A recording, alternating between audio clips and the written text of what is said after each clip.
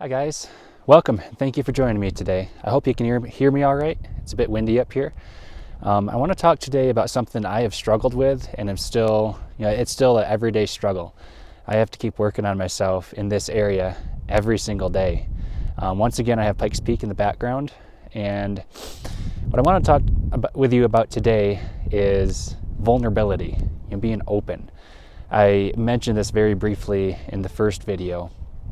And this is something that is taking a lot of work, it's taking a lot of effort, and it's taking a lot of just being kind to myself and forgiving myself if I mess up. If I mess up in being vulnerable, I stand a huge chance of being hurt, like we talked about previously in the video, why do people do what they do?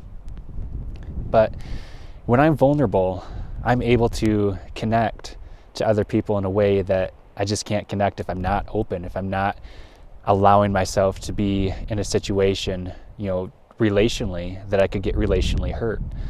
It's this vulnerability that can create connection. And when the vulnerability or openness that I am offering is reciprocated or at least accepted and validated, then there can be a safe connection without fear of hurt, without fear of being in danger. This vulnerability doesn't look like just gushing everything out that is inside me, but instead it looks like me coming alongside someone or just being open with someone about what I'm going through, not in a complaining way and not in a negative way, but also not in a way that sugarcoats everything and is just a blanket general statement. Oh, I'm fine is probably one of the most overused, invulnerable statements. There's no openness in that. If somebody asks you or asks me, how is your day going? Depending on the level of relationship, I might say, I'm good, or I might say, I'm all right, or I might say, I'm struggling with this, or I'm struggling with that. Or if I'm having a great day, I might say, I'm on top of the world. I'm doing good. I'm blessed. I'm highly favored. And, that's just a start to opening up to what's really inside me. Not to sound cliche, but we live in a plastic culture today. The Barbie song from ages ago, living in a plastic world, that's the world we're living in. We're living in a world where people are too scared and too ashamed to open up and to let other people see who they really are. I was one of them. I used to never open up. I used to always just give a blanket statement, a generalization. I used to skirt around questions and try not to answer them in any way that could potentially allow me to be hurt. But I'm working on that, and once again, it depends on the level of relationship. If I'm vulnerable with somebody who's a mere acquaintance, maybe I met them a few minutes ago, if I'm just open, then I can come across as too open, as too needy. But if I have a trusted friend and we have history together and we've been able to talk about some deep stuff, or just maybe go past shallow water, maybe go knee deep, then I can test that relationship and I can go maybe say thigh deep or waist deep. Or if it's a really sturdy, steady relationship that, this friend and I, or maybe spouse and I, or, somebody who is a peer, or somebody who has, more wisdom, more years, something along those lines, that they're trustworthy. They're not gonna just invalidate what I say. They're not gonna shame me for what I say. They're not gonna look down on me for what I say. But these friendships, they are, the core of relationships. They are the core of human interaction. And it's these deep relationships that we can be most open in. And it's these relationships that I'm finding I have to not only be more open to in order to cultivate them, but I have to be more open and vulnerable in order to keep them vibrant, to keep them alive. Because without vulnerability, every relationship I have, it would die eventually. Now, if you're like me, I grew up, and even until recently, I didn't know how to be vulnerable. I didn't know what vulnerability was or is. I just had no clue. That was a tool that was missing from my toolbox.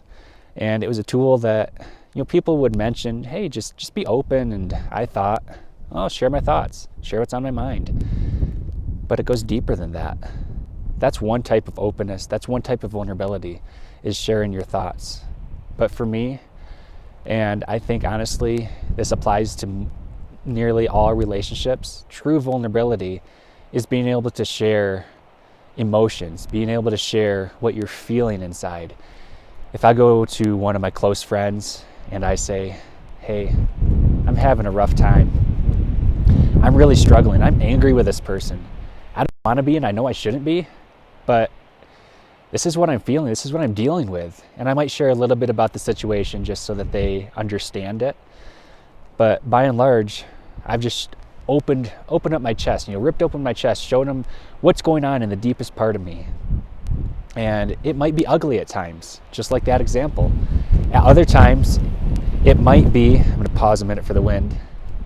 At other times, it might be positive, and I can say, I'm really, really joyful today. I really have happiness, in the wraps. I've got it. I've just been, joyful and able to crack jokes and just be a smiling person today. And once again, I've shared a little bit about what I'm feeling inside, and that comes out in my expression, that comes out in my words, that comes out in my tone. There's a lot of different ways that emotions and feelings can be divulged. Now, openness with feelings, like I said, there has to be caution that comes with it, and not every relationship is going to be ready for it. Not every relationship is going to be able to handle every level of sharing emotionally what's going on inside you. I've got friends that I wouldn't open up with even now, just because there's not a safe connection. Now I'm working on cultivating it, but safe connections take a lot of time and a lot of work. And by and large, I think you'll probably have maybe one or two real close friends that you can open up with, and that you can just be flat out honest, whether you're going through something amazing, or whether you're feeling awesome, or whether you're in the dumps, whether you're depressed. Maybe something really sad happened in your life. Maybe your family is going through something. Not to share any personal details, but I know of a family who just lost their 7-year-old daughter. And, I hurt for them. And nobody should have to go through that. But at the same time, if that family is not able to have other people come alongside them who aren't going to just give them a blanket answer or say, hey, I'm really sorry to hear that, but are coming alongside and putting their arm around them and saying, if they've gone through something similar, I haven't gone through anything similar to that, but I might say, man, that's tough. I can't imagine what you're feeling right now. I know I would be a mess inside.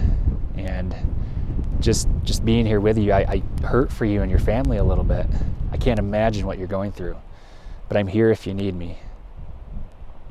And that opens up the gate for them to in turn be vulnerable with me.